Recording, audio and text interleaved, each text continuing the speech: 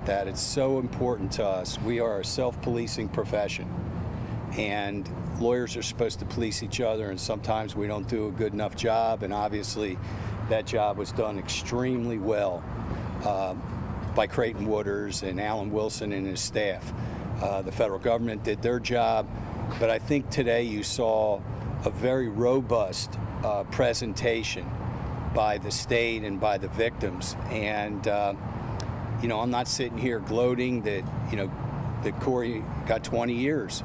And there has to be, you know, we have to figure out how much time he serves federally, then move over to the state, and that'll all be, you know, calculated by those that probably have a better understanding than I do on that. But today justice was done, and, you know, justice always isn't pretty, it always isn't kind, but justice was done, and we have a system that worked. And I feel like that my clients, even though they have forgiven Corey Fleming and they've forgiven Alex, believe it or not, they haven't forgotten, and I will not forget. And I think it's a good day. I think we have shown that the rule of law touches everybody equally, and in this case, I think Judge Newman, when he pronounced his sentence, showed how powerful the rule of law is. So with that said, I'll turn it over to Justin Bamberg. Just what Eric said, you know, Miss Pinckney wanted to be here. As I said in court, she's still struggling with pain. It's lasted a decade, and she wasn't able to make it. This is not a celebratory day. This is reality.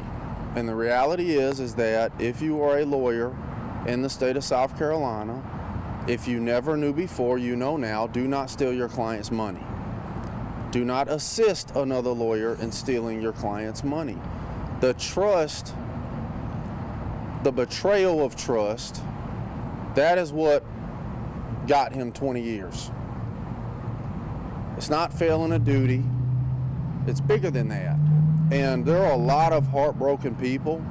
You know, sitting in that courtroom, you know, you can feel how you feel about Corey Fleming or anybody, you know. Obviously, Miss Pinckney, the Satterfields, they've forgiven him. Miss Pinckney says, I still got love for you, Corey, but what you did was wrong. But to see a grown man's mother and father, wife, family, friends, other people that loved and cared about him, whether it's Corey or any criminal defendant who broke the law, it's tough. If you're a compassionate, caring person, it's hard to watch them suffer. And they suffered because Corey made them suffer. A lot of avoidable headache, heartache, tragedy, and it's just another step on the road. You know, I'm sure we'll be back. I'm sure there'll be a post-conviction relief filed or an appeal of the sentence. But at the end of the day, this place, this building, every county, maybe not as nice a building as this, coming down to Bamberg, but every county has a courthouse, and that is a sacred place. It's not a place to deceive judges. It's not a place to lie on paperwork so you can steal people's money. I'm not happy to be here. I'm really not, man. I take my job seriously. I take this profession seriously.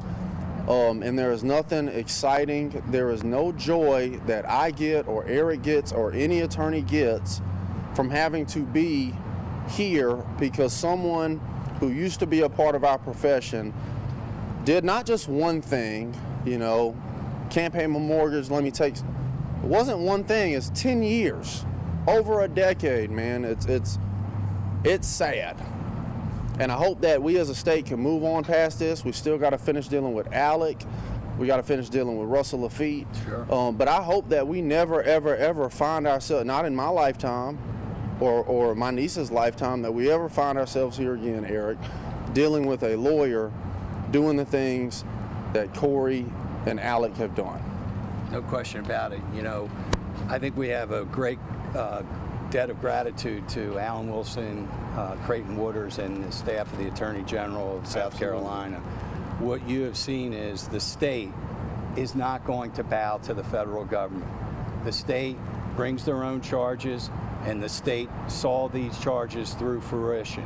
And it's very rare where you see the state stand tall, stand strong, like it did today, notwithstanding what Judge Gergel did. You heard Judge Gergel said that it was his hope that the 46 months that he gave Corey would be listened to by Judge Newman, and that was enough time. And he was basically telling Judge Newman, I want you to follow my lead.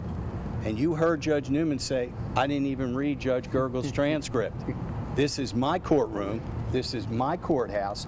These are state charges. I am a sovereign state judge, not a federal judge. And I think it really is clear to a lot of lawyers who are trying to navigate, well, what should we do with the feds? What should we do with the state in these whole Murdaugh cases? I think what you saw is the resolve of the state. We don't care what the federal government's going to do. They'll do what they're going to do, or they'll do it strong, or they'll do it light. But we are going to see these charges all the way through. And I think you saw a robust presentation by Creighton this morning in saying, I'm ready to try these cases. Let's do it. Let's tee them up. Let's start in November for Alex on the financial crime cases. I think we'll find out about what's going to happen with Russell Lafitte. And then, we'll deal with the juror situation as filed by Dick Harpootlian. But we're going to keep going as a state, and I am very proud of our government, really, really proud of our Attorney General's department. And let me just add this, so that there is no question, okay? Seeing a former member of the South Carolina Bar get sentenced to 20 years for theft over the course of a decade is not indicative of our bar. And I don't care whether you're a plaintiff's lawyer, defense lawyer, whether you're a prosecutor like Attorney Waters and his team, or whether you do defense work. That's not indicative of our bar. It's not indicative of attorneys in the state of South Carolina. Every lawyer is different. Every lawyer has a different way of moving or handling cases. But this is not reflective of us. No, I've sued. It's not. I've sued over 200 law firms and lawyers with my partner Ronnie Richter over the last 30 years.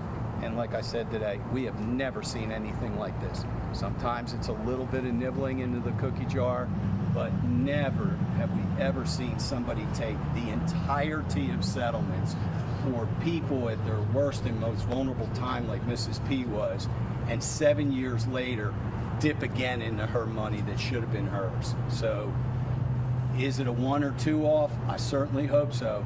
And I think this was a clarion bell in this courthouse. And that's what we want, so that every lawyer that goes to the coffee or the water station tomorrow morning says to their co-associate, hey, did you hear what happened in Beaufort, South Carolina? Man, Judge Newman loaded up a dirty lawyer. Yep. And so that's all we can ask for.